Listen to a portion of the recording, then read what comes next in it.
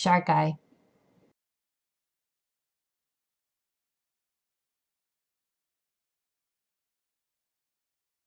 Hey guys, sorry I haven't done a video in the last 2 weeks.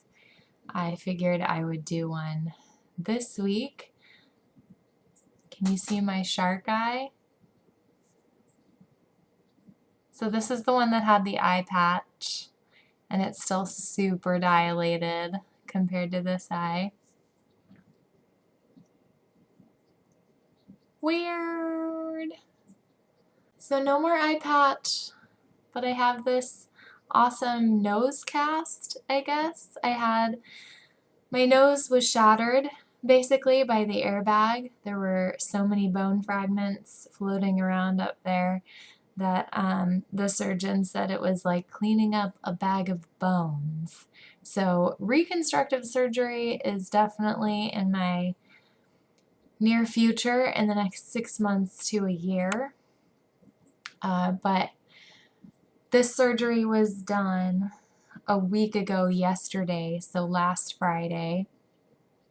And I just thought that for my friends and family especially, I would share with you guys the crazy things I say while heavily medicated. So the first one I can remember, I'm sure I said many things that I don't remember in the recovery room, but we're going to go over the ones that I do remember. So the first thing I remember is the nurse who was in charge of waking me up and making sure I was with it and coherent. She asked me what my pain level was and how I was doing, and I said, my face is on fire. And she said, your face is on fire. And I then sang, this face is on fire. And then she said, well, I'm glad you still have your sense of humor.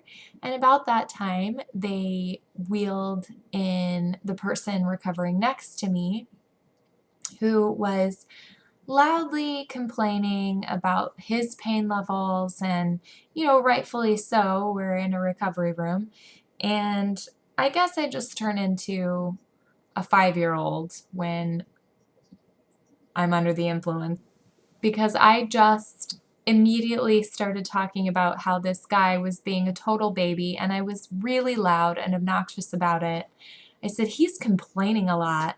And the nurse was like, oh, well, he just got surgery done too, so he's in a lot of pain. And I was like, well, I just had surgery done, and I'm not complaining. He's just being a total baby. What a baby. He needs to stop complaining.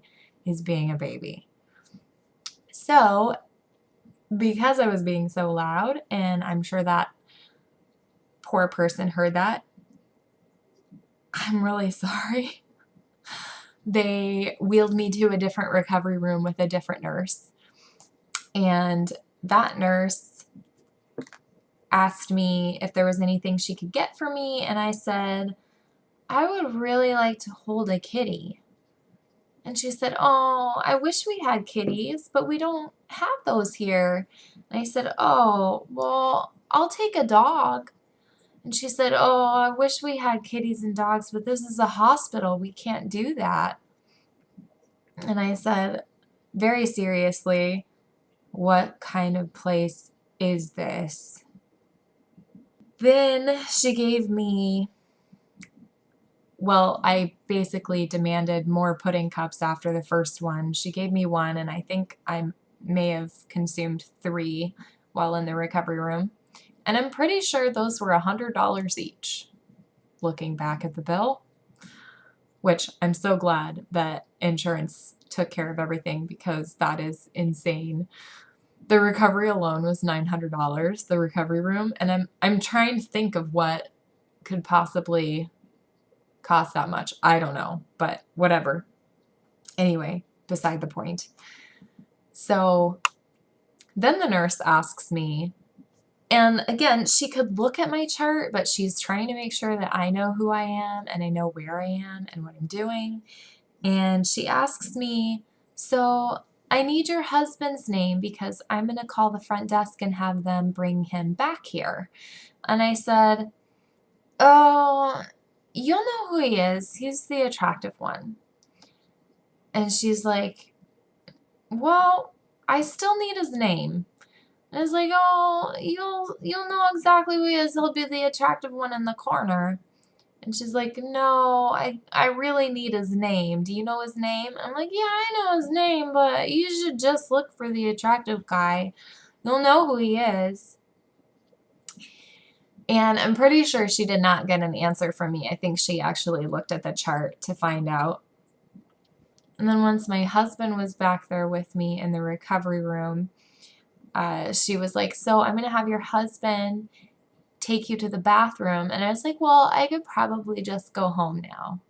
And she's like, well, you probably could, but there's a few steps that we need to do in order to release you. We need to make sure you can use the bathroom. We need to unhook you from all these things, and then we'll see how you're doing, and then we'll let you go. And I was like, yeah, but I could probably just go home now. And then she unhooks me from everything, and I'm like, so I could probably go home now. And she's like, no, you need to use the bathroom. And I'm like, okay, but then I could definitely go home. And I'm just being belligerent, really. And I don't really remember a whole lot after that because they did give me another dose of medication before I left. But that's basically what happened.